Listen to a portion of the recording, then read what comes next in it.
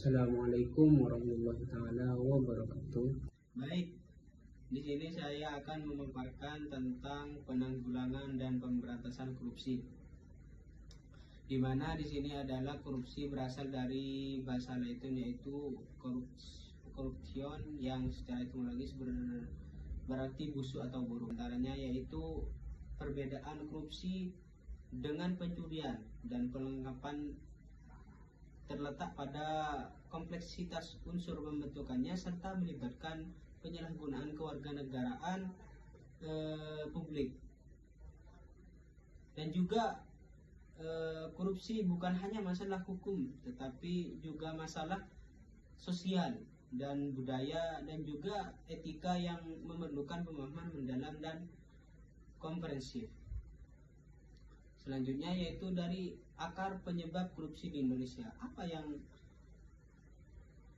akar penyebab dalam negeri kita, yaitu diantaranya yaitu lemahnya pengawasan, yang dimana sistem pengawasan dalam pengelolaan keuangan negara yang tidak efektif menciptakan celah bagi praktik korupsi untuk berkembang tanpa identik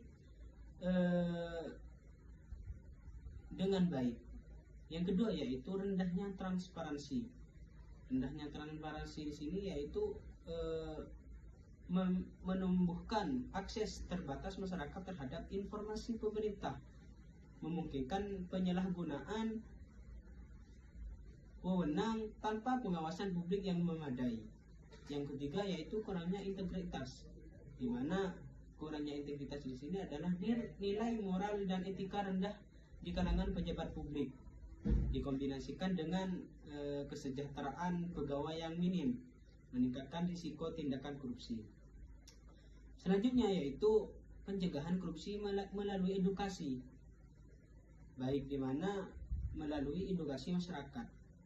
Di antaranya yaitu pencegahan korupsi melalui edukasi yaitu melakukan kontrol sosial aktif terhadap kebijakan pemerintah dan juga berpartisipasi dalam pengambilan keputusan publik, memperluas pemahaman tentang penyelenggaraan pemerintah, memposisikan diri sebagai subjek aktif dalam pembangunan. Selanjutnya peran lembaga swadaya masyarakat dalam pencegahan, yang yaitu ada dua keterkaitan, yaitu Indonesia Corruption Watch. Ini yang dimaksud adalah organisasi nirlaba yang didirikan pada 21 Juni tahun 1998 di Jakarta. Yang kedua yaitu Transparency International, di mana ini juga organisasi internasional yang didirikan di Jerman dengan visi memerangi korupsi politik. Organisasi ini beroperasi sebagai lembaga nirlaba yang mendorong transparansi dan akuntabilitas di tingkat global dan lokal. Jadi transparansi sebagai pilar pemberantasan korupsi di sini yaitu akses publik, pengawasan efektif. Transparansi ini berarti keterbukaan penuh dalam pengambilan kebijakan, penggunaan anggaran, dan implementasi program publik. Transparansi keuangan di sini adalah pertama kali disebut dalam Undang-Undang Nomor 17 Tahun 2003 yaitu tentang keuangan negara. Di mana penciptaan pos anggaran baru yang tidak sah atau make up anggaran dan pengalokasian dana yang tidak sesuai aturan. Akses masyarakat terhadap dokumen anggaran sangat penting untuk menjamin akuntabilitas finansial dan mencegah penyalahgunaan kekuasaan oleh politik. Selanjutnya yaitu yang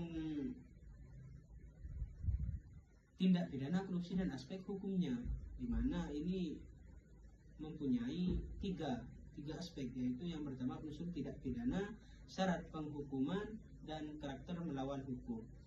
Ada juga jenis-jenis praktik korupsi yang diantaranya adalah korupsi transaktif dan korupsi ekstorsif, korupsi insentif, dan korupsi nepotisme. Cukup sampai di sini. Allahumma fiqh ila qawmi thariq. Assalamualaikum warahmatullahi wabarakatuh.